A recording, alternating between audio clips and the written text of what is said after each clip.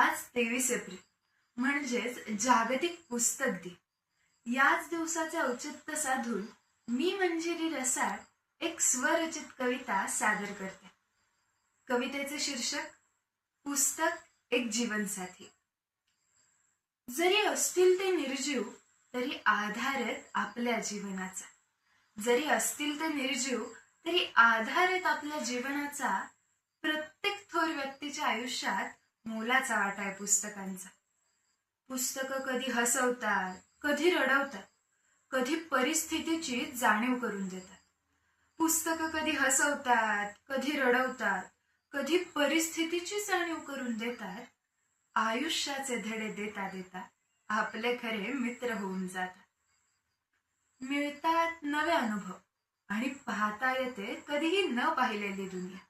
मिळतात नवे अनुभव आणि पाहता येते कधीही न पाहिलेली दुनिया. वर्तमानात जगताना भूतकाळ अनुभवता येणं ही तर पुस्तकांची किमया. कधी मित्र, कधी शिक्षक, पुस्तकं निभावतात अनेक नाती. कधी मित्र, कधी शिक्षक, पुस्तकं निभावतात अनेक नाती. जगाच्या पाठीवर कुठेही जा, एकटे पडणार नाही जेव्हा पुस्तक असेल हाती. परिस्थिती कोणतीही असो, पुस्तके नेहमीच दाखवतात योग्य दिशा. परिस्थिती कोणतीही असो, पुस्तके नेहमीच दाखवतात योग्य दिशा. पण आजच्या या समाज व्यवस्थेने केली आहे पुस्तकांचीच दुर्दशा. सोशल मीडियाच्या या आधुनिक जगात पुस्तकांना विसरतोय आपण. सोशल मीडियाच्या या आधुनिक जगात पुस्तकांना विसरतोय आपण.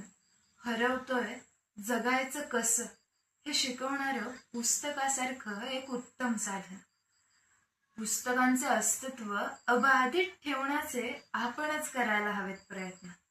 पुस्तकांचे अस्तित्व अबाधित ठेवण्याचे आपणच करायला हवेत प्रयत्न. कारण पुस्तकांमुळेच तर घडले डॉक्टर आंबेडकर व कलामांसारखे रत्न. आंबेडकर आणि कलामांसारखे रत्न. धन्यवाद.